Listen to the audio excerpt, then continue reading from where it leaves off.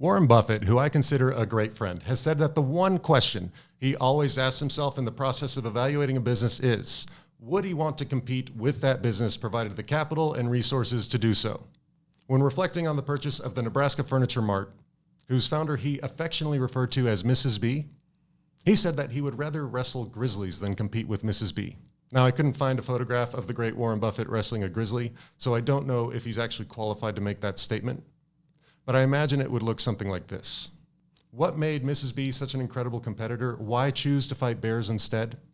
Her story, which is truly amazing, makes it quite obvious.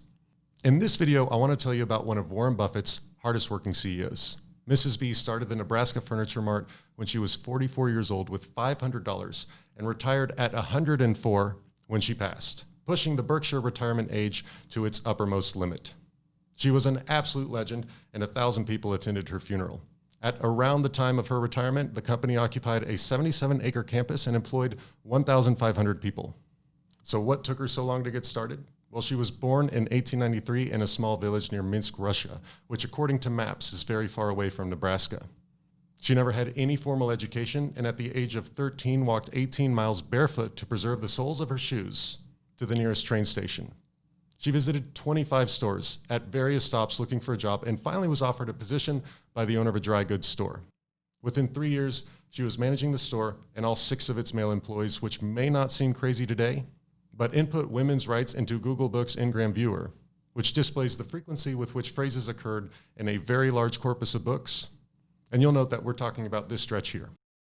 In 1917, she left Russia to follow her husband to America and fulfill a promise that she had made to her mom, to bring her to America where her mom would be her princess.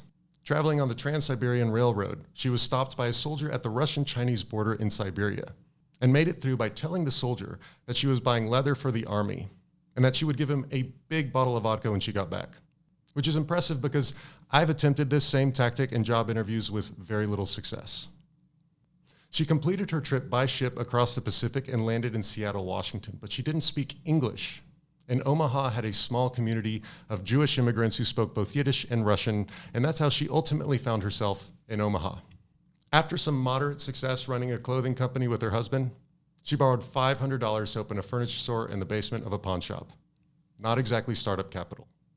Undeterred, she went to Chicago and told people, "I'm from Omaha, I'm starting a business, I don't have any money, but you can trust me, I will pay you." Confident and convincing, she returned to Omaha with $12,000 worth of furniture, and the Nebraska Furniture Mart was born.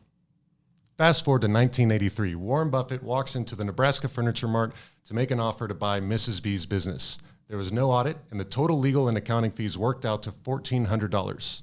Buffett originally bought 90% of the company for $60 million. At the close, he just handed her a check, and she folded it, put it in her pocket, and responded, "Mr. Buffett, we're going to put our competitors through a meat grinder." And what she accomplished was truly incredible. Over the 6-decade history, the company always recorded an annual increase in sales revenue. Her business was so dominant in the furniture category that when Dillard's, which at the time was one of the most successful department store chains in the country, opened a store in Omaha, it chose not to sell furniture. At the time, William Dillard himself was quoted saying, "We don't want to compete with them. We think they're about the best there is." But then years later, there was a misstep. Without going into the details, Miss B and Buffett had a disagreement over management style and succession planning.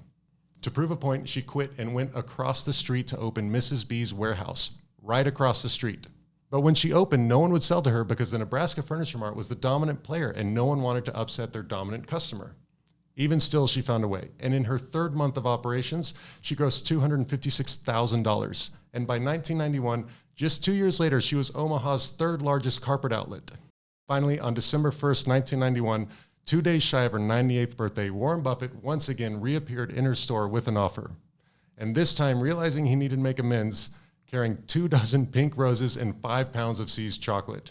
After some negotiation, the two agreed to a nearly $5 million purchase price.